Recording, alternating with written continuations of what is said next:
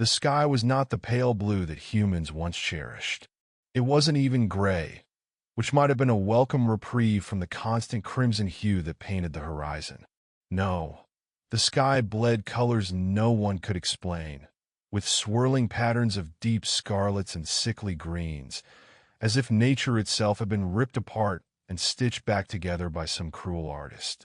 The end of the world wasn't quiet, nor was it sudden. It crept in like a slow disease, unnoticed until it was far too late.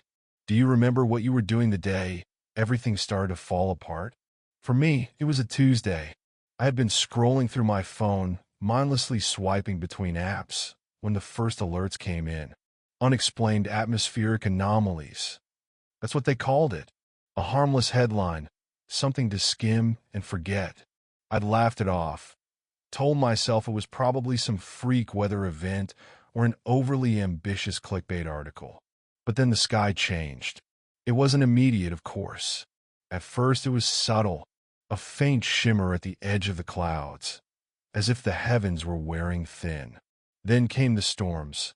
Not rain or thunder, but whirlwinds of ash and debris that blotted out the sun. People panicked. But what could we do?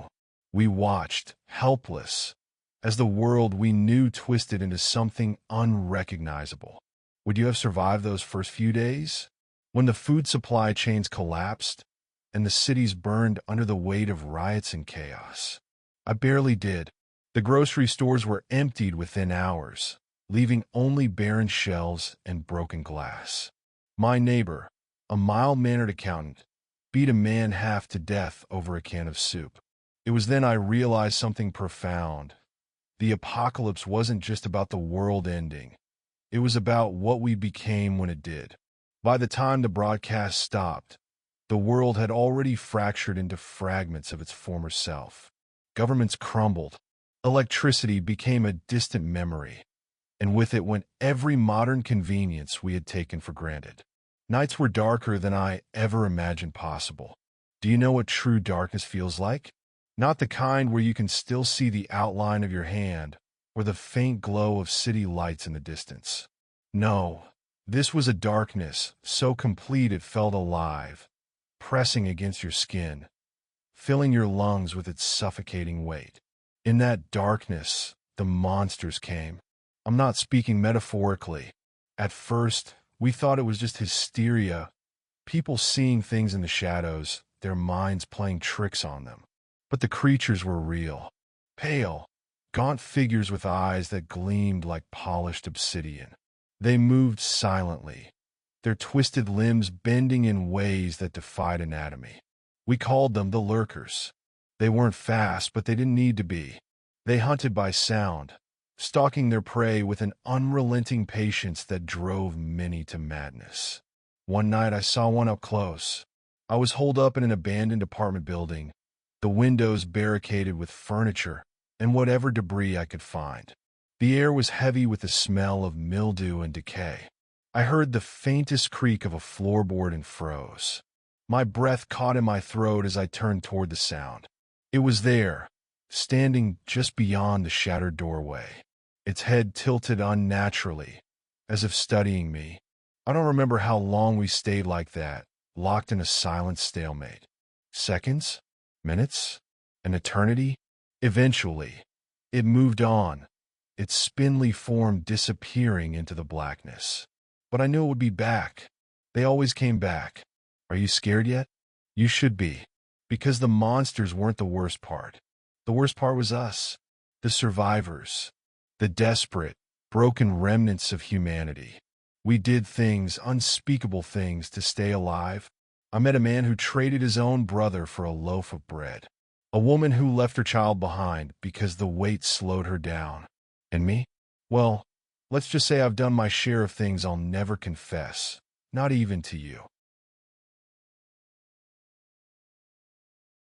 The days turned into weeks, then months. The seasons no longer followed any discernible pattern. Snow fell in the middle of summer, and the rivers ran dry only to flood without warning. The ground itself seemed hostile, cracking open to swallow entire towns, or spewing toxic fumes that choked the life out of anything unfortunate enough to breathe them. And the sky, that damn sky, it never stopped changing. A chaotic canvas of unnatural colors and swirling shapes that made your head ache if you stared too long. I found a group eventually, other survivors, clinging to the hope that there was still something worth living for. We banded together, pooling our resources and skills. It felt good, for a time, to be part of something bigger than myself. But trust is a fragile thing in a world like this. One betrayal, one mistake, and it all falls apart. We had a rule. No one goes out alone after dark. It was a simple rule, born of necessity. The lurkers were most active at night, and the darkness was their domain. But rules are easy to break when desperation sets in. Jacob, one of the younger members of our group, thought he could sneak out to scavenge without anyone noticing. He didn't come back. The next morning, we found what was left of him just outside the perimeter. It wasn't much, just a smear of blood and a few scattered bones. After that, we doubled our guard. Do you think you could have made it this far? Could you have kept your humanity intact? I'm not sure I did. Every day felt like a battle against not just the world but myself. The constant hunger, the gnawing fear, the guilt of surviving when so many didn't. It changed me in ways I'm still trying to understand. There was one night I'll never forget. We'd set up camp in the ruins of an old shopping mall, the glass ceilings shattered and the once bright stores reduced to hollow shells. We thought we were safe. We were wrong. The lurkers came in droves, their pale forms pouring through the broken windows like water through a sieve. We fought, of course. What else could we do? But for every one we managed to kill, 2 more took its place. It was chaos, screams, blood, the deafening roar of gunfire that seemed to do little more than anger them. I don't know how I escaped.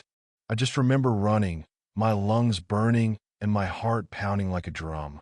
When I finally stopped, I was alone, again. Now, as I sit here writing this, I wonder if there's even a point. Maybe you're out there, somewhere, reading this and thinking it's just another story. Maybe you've already given up, resigned yourself to whatever fate this broken world has in store. Or maybe, just maybe, you're like me, clinging to the hope that there's still a way out of this nightmare. The truth is, I don't know if there's a happy ending. I don't know if there's any ending at all. But I do know one thing. As long as I'm still breathing, I'll keep fighting. For what? I'm not sure. Survival? Redemption? Maybe just the chance to see one more sunrise, even if it's painted in shades of crimson and green. What about you? Would you fight? Would you run? Or would you simply let the darkness take you, surrendering to the inevitable? The choice is yours, but know this. The world doesn't care. It will keep turning, keep unraveling, with or without us. So make your choice. And if you're still out there, if you're still holding on, maybe we'll find each other someday. Until then, stay alive, stay human. If this story made your heart race, made you question what you'd do if the world ended tomorrow, subscribe to my channel. There are more tales to tell, more horrors to uncover, and you won't want to miss them. Because the end of the world is just the beginning.